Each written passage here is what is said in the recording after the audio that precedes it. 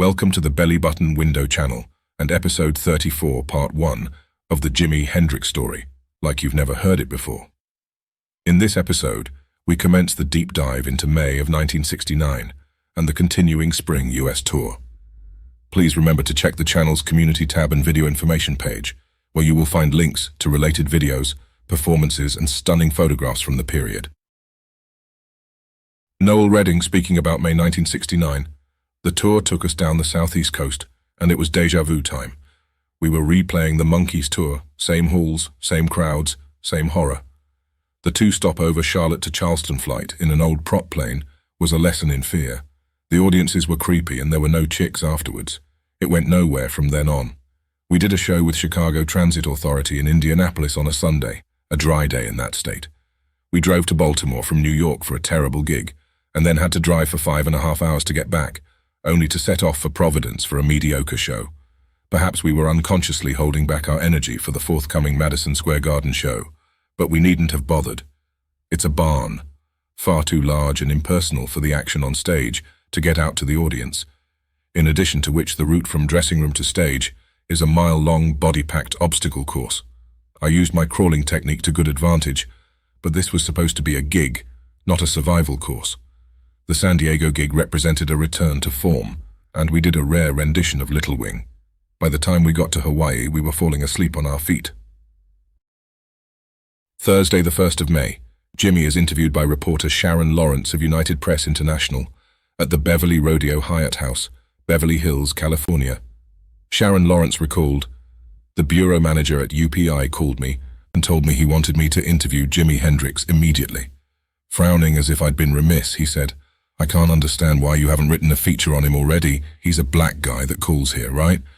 I telephoned Hendrix and we set it up for the afternoon of May 1st at the Beverly Rodeo Hotel." Jimi sounded excited about the interview. Jimi said, "This will be fun. We're flying to Detroit later. I gotta get my clothes from the dry cleaner. We can talk while I pack, okay?" Lawrence continues, "It didn't turn out to be fun at all. His suite was like Grand Central Station, full of confusion and interruptions. I ended up with nothing that would lend itself to the type of light-hearted feature beloved by UPI's New York bureau.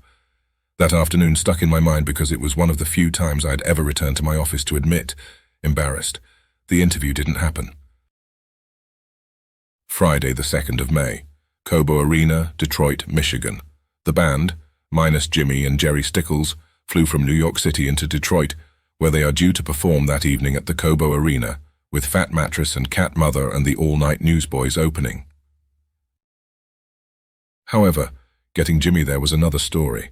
As Bob Levine recalled, Jimi had a gig that night in Detroit at COBO Hall. This was about 5 p.m. As far as I knew, he had left. Then in walked Jerry Stickles. I said, "What are you doing here?" He replied, "I've got a problem. Jimmy's in the car." "What car? Didn't he leave at 2 o'clock? Stickles said, "I just couldn't get him to go." I asked Stickles to bring him into the office. He agreed but said, "I'll get him in the office, but he really doesn't want to go." As it turns out, at the very same time, Levine receives a call from the Detroit promoter, Bob Bagiris. Bagiris said, "Listen, I have just checked the reservations at the hotel, and the two boys are there with a road manager, but there's no Hendrix." Bob Levine goes on to say, "Jimi was sitting right in front of me, but I assured Bagiris that Jimi had left for Detroit some time ago. I then spoke to Jimi. 'Jimi, I'll tell you why you have to do this. You don't have to do this for money. You have to do this because you are Jimi Hendrix, and you have over 10,000 people in that hall waiting to see you. You owe it to them. You've got to be there, and you know it.' After a half hour of cajoling, Jimi finally obliged, so I got straight on the phone to Butler Aviation. 'This is the Frank Sinatra office,' I said. 'Oh yes, sir,' came the response. 'We have a slight problem here. Mr. Sinatra has been delayed and must be in Detroit via Learjet in the next hour or so.' 'Hold on, sir, I don't know.' 'No,' I said. 'There are no ifs, ands, or buts about it. If you are going to say no, you can tell it to Mr. Sinatra, because I'm not.' He came back on the line after a minute and gave us a number and a gate. I knew Stickles would have access to a bag of cash once he arrived in Detroit, so I sent them off in a limousine. Then the promoter called back again, exclaiming, 'The first group has gone on, and Hendrix isn't here.' I didn't tell him what was going on, but I promised him that Hendrix wouldn't let him down." But according to Hendrix author John McDermott, When Hendrix finally arrived in Detroit, his presence did little to improve the poisonous atmosphere backstage. Mitch, Noel, and Jimmy wouldn't talk to one another, not even to devise a set list for the evening's performance. Songs played that evening included Fire, Spanish Castle Magic, Foxy Lady, I Don't Live Today, Star-Spangled Banner, Purple Haze, Sunshine of Your Love, Voodoo Child, Slight Return, and Red House. Mitch Mitchell remembered, we were playing the COBO in Detroit. I don't know how it was passed, but we received a message, probably from New York. One of the road crew, I think it was Jerry, came to us and said, you're playing Toronto tomorrow and the word has got out that you're going to get busted. No more, no less. Have you got anything? In a word, no. If there had been anything, it would have been sent back to New York in the washing or disposed of. None of us would have knowingly carried stuff over the border, with or without prior knowledge of a bust. I had a specially made leather suit with no pockets, nothing, no underwear for these occasions. When we got off the plane, it was straight into customs and a strip search. He goes on to say that, we were all fairly convinced that this went back to the Laurel Canyon incident, when they told us they were out for us. And I have to say that Hendrix was never great at packing. Everyone would be ready to leave the hotel, and Jerry would go to Jimmy's room, and everything would be strewn across the floor from the night before. That did get on people's nerves, no doubt about that, especially if we ended up missing a flight. Though, we had a problem, of course, of fans slipping stuff to you without you knowing. He adds, in terms of what they actually found, well, if it had been a different substance, Hendrix didn't like heroin, so to my mind he was definitely set up. It wasn't the first time we'd gone through strange situations in Canada, though. Saturday, the 3rd of May. Toronto International Airport, Toronto, Canada. The Experience flies from Detroit, via Denver, Colorado, to Pearson International Airport in Toronto, Ontario. Arriving at 9:30 a.m., according to Noel Redding, following a horrific flight coming into Toronto, Jimmy was busted at customs for possession of heroin. The grapevine had warned us to make sure we were clean coming into Canada, but the customs guy just unzipped Jimmy's flight bag, fumbled about, and came up with a packet of hash and heroin. I couldn't believe it. Surely Jimmy wasn't so stupid as to think he would be exempt from a search, especially as we'd been warned. After the LA house cleanup, I knew he didn't keep track of his stash and accepted gifts all the time from fans, as we all did. Jimmy swore that someone had handed him a packet, and he simply slipped it into his bag. But this was too much. You don't put a gift of drugs into your flight bag if you know you're about to be searched. It wasn't like we'd never be able to score again. Perhaps the stash was planted. It certainly couldn't have come at a worse time. Was the Toronto bus just a way for someone, from a long list of possibilities, to remind Jimmy that he was very vulnerable and depended on others to get him out of tight situations? It put Jimmy in breach of, at the very least, the original Jeffrey Chandler contract. We tried to contact Mike Jeffrey, but he seemed to have disappeared off the face of the earth. Finally, the New York office answered our increasingly frantic calls. They thought Jeffrey might be in Maui, contemplating a multi-million-dollar investment in a vast holiday resort. The police held Jimmy while I continued my efforts to contact someone. Finally, the wheels turned and Jimmy was released on $10,000 bail. After all, we had a show to do. We fled, freaked, to the hotel and attempted to recover with legal drugs. In other words, we drank a lot. Sharon Lawrence claimed that, according to bystanders, Jimmy's face expressed genuine shock when the word heroin was used, while Shapiro and Glibeek wrote, on the evening of the arrest, the band was due to play Toronto's Maple Leaf Gardens. They had one piece of luck that day, as Jerry Stickles explained. He was worried that all of the paperwork would prevent them doing the show that night. The detective said, oh, don't worry, we'll get it done as quick as we can. My kids have got tickets for the concert and they'll kill me if I don't get him out. Later that evening, the Experience performs at the Maple Leaf Gardens, Toronto, with Cat Mother Support Act. Jimmy opens his show with the audience's greeting, tonight, we're going to create a new world. The guitarist then launches into an incendiary rendition of Fire. The evening's performance is noted for the version of Spanish Castle Magic, complete with touches of both, Third Stone from the Sun and Little Miss Lover, interwoven into extended instrumental breaks. Jimmy also performed a rare but fascinating live version of Roomful of Mirrors. Concert setlist: Fire, Getting My Heart Back Together Again, Spanish Castle Magic, Third Stone from the Sun and drum solo, Little Miss Lover, Red House, Foxy Lady, Roomful of Mirrors, Purple Haze, and Voodoo Child, Slight Return. Noel recalled, the gig went surprisingly well, but but the bust knocked any positive feelings Jimmy was holding on to out of him. Sunday, the 4th of May, the Experience performs at the Onondaga County War Memorial, Syracuse, New York, supported by Cat Mother, and before an audience of 5,500 fans. Concert set list comprised Fire, Hear My Train A-Comin', Spanish Castle Magic, I Don't Live Today, Red House, Stone Free, Room Full of Mirrors, Foxy Lady, Purple Haze, and Voodoo Child, Slight Return. Syracuse Post Standard. Left-Handed Jimmy the Pirate by Arnold Gibbons. Hendrix came to town and stirred the hearts and ears of 5,000 persons at the War Memorial. The Jimi Hendrix experience is, as it's called, an experience. Dante's Inferno, set to music in a modern electronic idiom, is a pale comparison. It was a combination of acrobatic, daring, adventurous, hilarious, outlandish and impossible, all made collectively relevant through Jimmy's guitar. A Mahler gone mad and a Shostakovich gone silly. That's Jimmy. The guitar is at once a musical instrument, a weapon and a toy to arouse, threaten and coax an audience into submission. Syracuse Herald-Journal, 5,500 Thrilled by Hendrix by Mary Jo Muccio.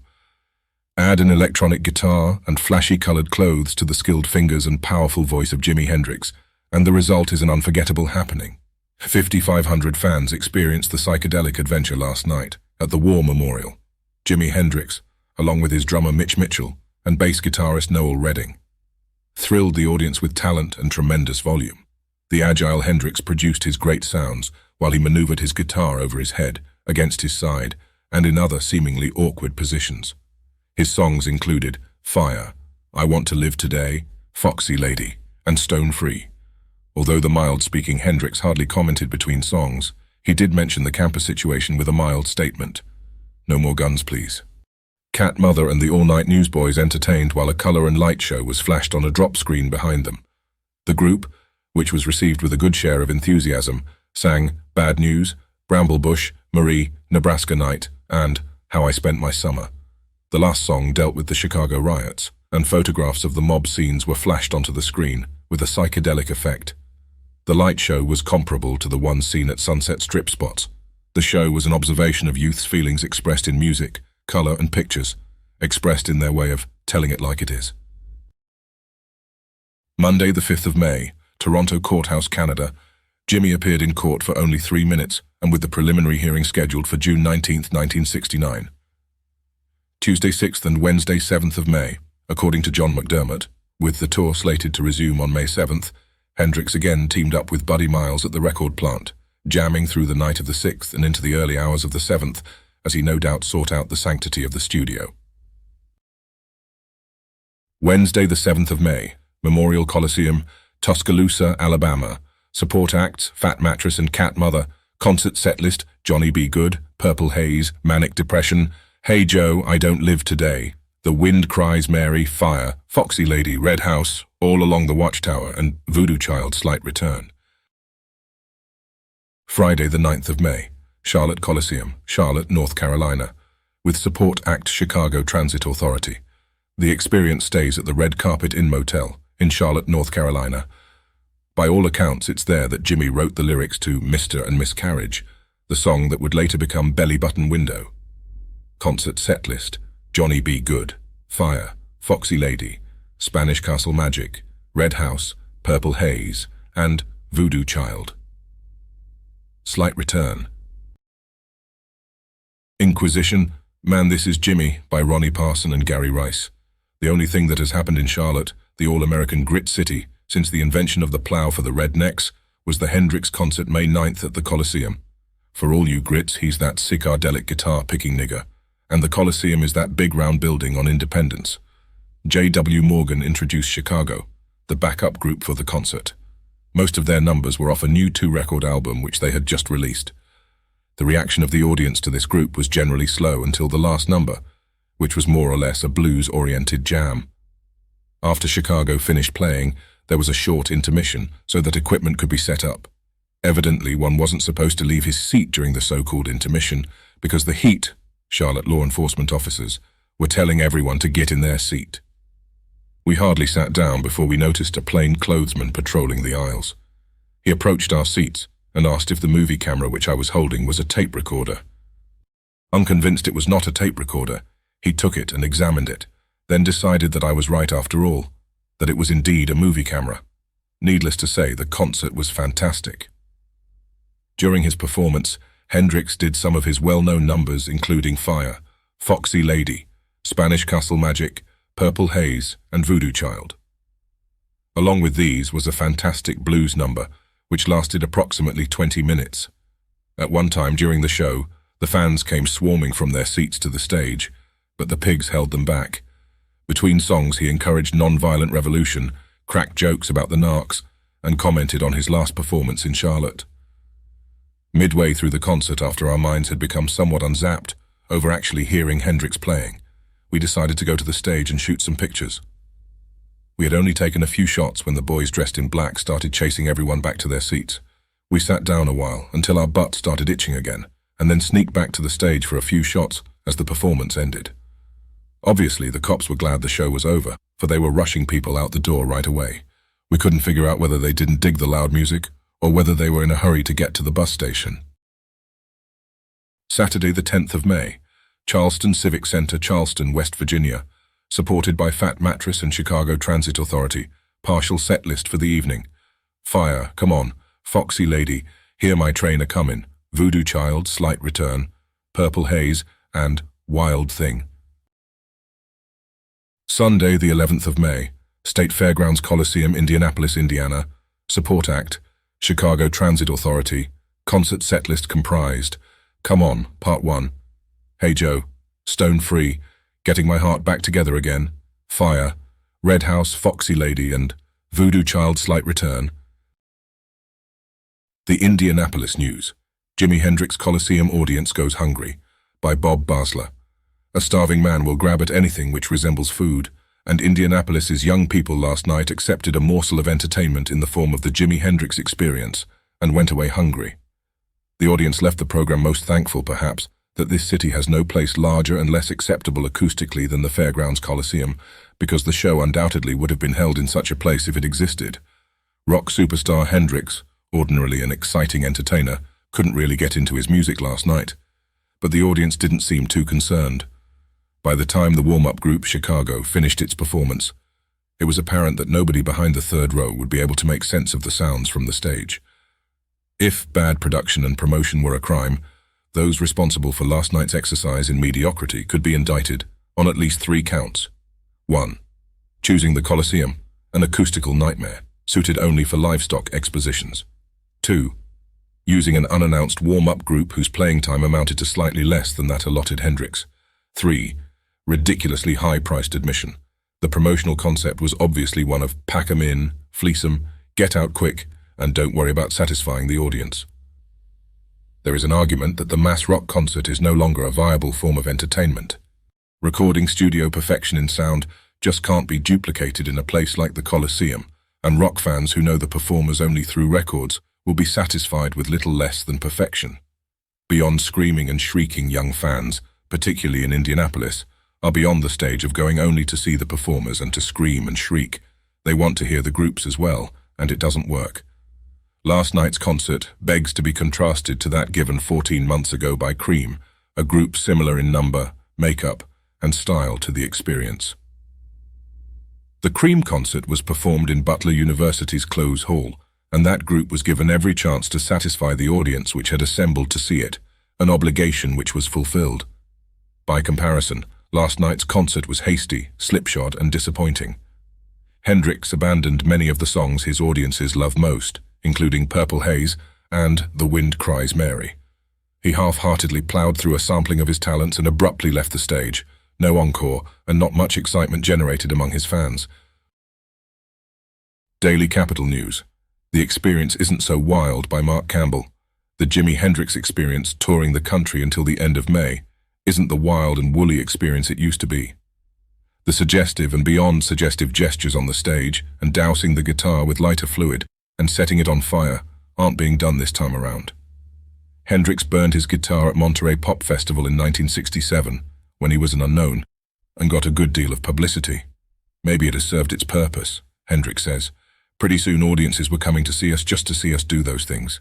It was getting to be a drag. We didn't feel like it at the time. We haven't burned any guitars lately. We only did that about 3 times, actually only twice, when I felt extra nice. I stopped doing it when getting too much publicity made us feel kind of uptight when we were on stage. The public was trying to get tired of us so they could go on to the next thing. They squeeze something until it is completely dry. I don't want to be known as a rock star. We're trying to really and honestly get our music really together. At our concerts, you mostly listen to it and feel what is happening now. That is why we play more and move around less. We concentrate mostly on sound now. We get it to a mostly hypnotic sound for the audience. We play unbelievably loud, not piercing. It's better than going to a riot. Feeling vibrations and letting loose at a place like that is like a soul-bending type of thing. It's better than bending your soul in riots. You should never get to that point. Our music is part of blues based on blues anyway. I call it electric church music.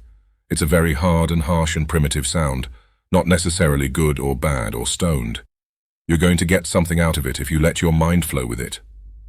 It should be played outside where 100,000 people can get together, the Grand Canyon or Central Park. That's where an electric church is supposed to belong. There should be no barriers to this type of thing. What about the people who say that the group is still very sexy? I think about sex a lot. It's part of my nature. We have songs like Foxy Lady. If they get a sexy feeling out of it, it is great. At least we turned them on to something. Monday, the 12th of May. Return to New York. Between Tuesday the 13th and Thursday 15th of May, Jimi primarily records at the record plant, working on numbers that are intended for the forthcoming album, including Keep on Groovin', Power of Soul, Crash Landing and Freedom, while also jamming with various musicians, notably with Stephen Stills bass and Johnny Winter guitar, Dallas Taylor on drums at the Scene Club, and Billy Cox on bass and Sharon Lane on organ. According to John McDermott, on May 16th the tour resumed in Baltimore, but the experience had become little more than a money machine, flying to gigs, rarely rehearsing and usually performing the same numbers, all the while sidestepping one another following the concert. In fact, he goes on to point out that, regardless of Jimi's growing wealth and popularity, Hendrix kept to himself on this tour. It was room service only for Jimi. Friday the 16th of May, Civic Center, Baltimore, Maryland. With support acts Buddy Miles Express and Cat Mother, concert setlist, Lover Man, Getting My Heart Back Together Again, Fire, Red House, I Don't Live Today, Foxy Lady, Purple Haze, Spanish Castle Magic and Voodoo Child Slight Return. Saturday the 17th of May, Rhode Island Auditorium, Providence, Rhode Island, supported by Buddy Miles Express and Cat Mother, concert setlist, Lover Man, I Don't Live Today, Red House, Getting My Heart Back Together Again, Spanish Castle Magic, Earth Blues, The Sunshine of Your Love, Foxy Lady, Purple Haze, The Star-Spangled Banner, and Voodoo Child Slight Return. Sunday, the 18th of May, Madison Square Garden, New York City, supported by Buddy Miles Express and Cat Mother, concert setlist, Lover Man, Come On, Part 1, Red House, Fire, Spanish Castle Magic and Instrumental, Getting My Heart Back Together Again, I Don't Live Today, Voodoo Child, Slight Return, Purple Haze. Then, later that evening, Jimi attends a concert by The Who at New York's Fillmore East. Noel recalled, we played for an hour and a quarter, which worked out at $1,400 per minute, but it was not a night to remember for its high points. Variety. Experience deliver a driving set. Jimi Hendrix has become another piece of apple pie in America.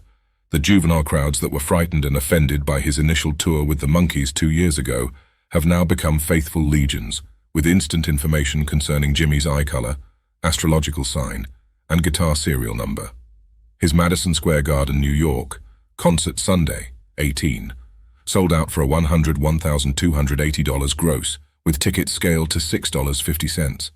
The Buddy Miles Express and Cat Mother and the all-night newsboys completed the bill. Big Buddy Miles, who huffs like a pressure cooker and swats his drums as though he were beating down a door, has finally gathered together the kind of group predicted when Miles first lowered the old electric flag to catch the express.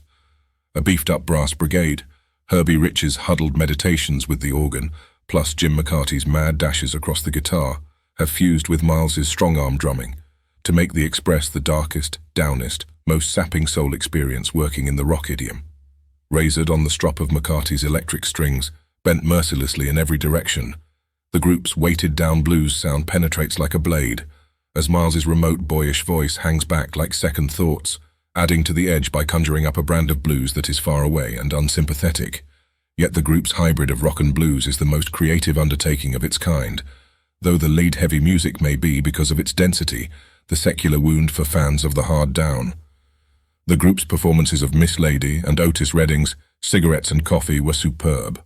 Cat Mother, 5 local boys who dig old rock and roll and a lot of their own uninteresting material, bounded merrily through musical territory unaffected by content or design. Offering light and forgettable tunes, the group tripped harmlessly through Bad News, The Bramble Bush, and Marie, scoring with their friendly, nowhere style and monkeys-like vitality, but disappointing by adding nothing but their good name to the rock picture. Bob Smith on organ and Larry Packer on violin, mandolin and lead guitar could lift the group to more meaningful heights. Although hampered by the revolving stage and popping flashbulbs, the experience delivered a driving set featuring Hendrix's brutally enticing guitar and vocals, backed by Noel Redding's explosive bass patterns and Mitch Mitchell's relentless drumming. Playing their acid rock in a post-psychedelic era, the experience in The Who also played New York this weekend, proved that fads come and go, with the best of each fad remaining to perpetuate that particular brand of music. The Village Voice. Hendrix is hard to deny, no more. He complained his own review from the stage Sunday night, threatening to stop if the flashbulbs didn't, which they didn't. Bitching about the revolving stage, which also didn't. Being too bugged to play well, finally stopping abruptly. He should bitch with all the bread he walked off with. A performer with Hendrix's options is responsible for his audience, and for where he plays. Such a natural-born musician is he that at his worst, and he was the worst I've ever heard him. You cannot fail to be aware of the natural-born way he uses that guitar. As a uniquely electrical instrument, he is like a supremely gifted feral child come upon a fantastic new toy whose mundane possibilities everyone else has exhausted, but whose sublime potentialities only he is clear enough to imagine and realize. My last image of the week was Mike Goldstein running interference to get him and Noel and Mitch out the frenzied exit. Rat Subterranean News. Halfway through, Jimmy drawled into the mic that the next time he performed in New York, he wanted it to be outside, so there wouldn't be so many bad vibrations in the same place.